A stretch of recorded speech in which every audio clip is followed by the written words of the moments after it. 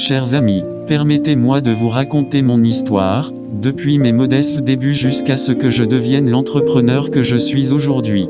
Je suis né le 10 septembre 1964 dans la province de Zhejiang, en Chine. Mon parcours a été rempli de hauts et de bas. J'ai grandi dans une famille modeste et depuis mon plus jeune âge, j'ai été fasciné par la découverte de cultures étrangères et l'apprentissage de l'anglais.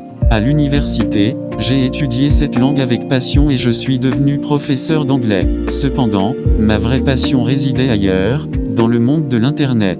En 1995, j'ai eu ma première rencontre avec Internet lors d'un voyage aux États. J'ai été immédiatement frappé par le potentiel incroyable de cette technologie. De retour en Chine, j'ai fondé China Pages, un annuaire en ligne. Malheureusement, le projet a échoué et j'ai connu un échec cuisant. Mais je ne me suis pas laissé abattre.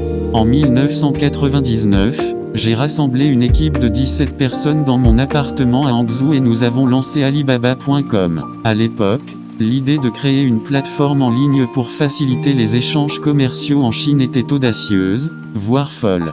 Les débuts ont été difficiles, mais nous avons travaillé dur et nous avons persévéré. Au fil des années, Alibaba.com a connu une croissance incroyable.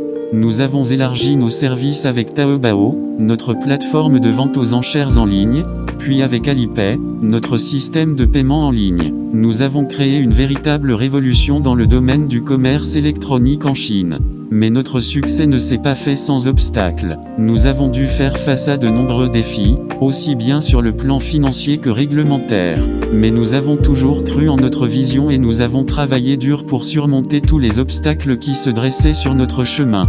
En 2014, Alibaba a réalisé la plus grande introduction en bourse de l'histoire à l'époque, marquant un tournant majeur pour notre entreprise. Cela a renforcé notre position sur le marché mondial et a attiré l'attention du monde entier sur l'économie numérique chinoise.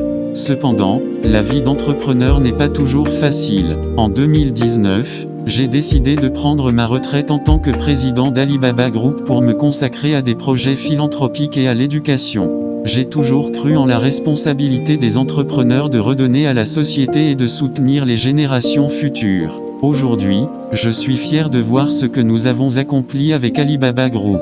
Mais mon histoire n'est qu'une petite partie de l'histoire de la Chine et de son incroyable ascension économique. Mon histoire est celle d'un rêveur qui a osé croire en ses idées et qui a travaillé dur pour les concrétiser. J'espère que mon parcours vous inspire et vous montre que tout est possible avec du travail acharné.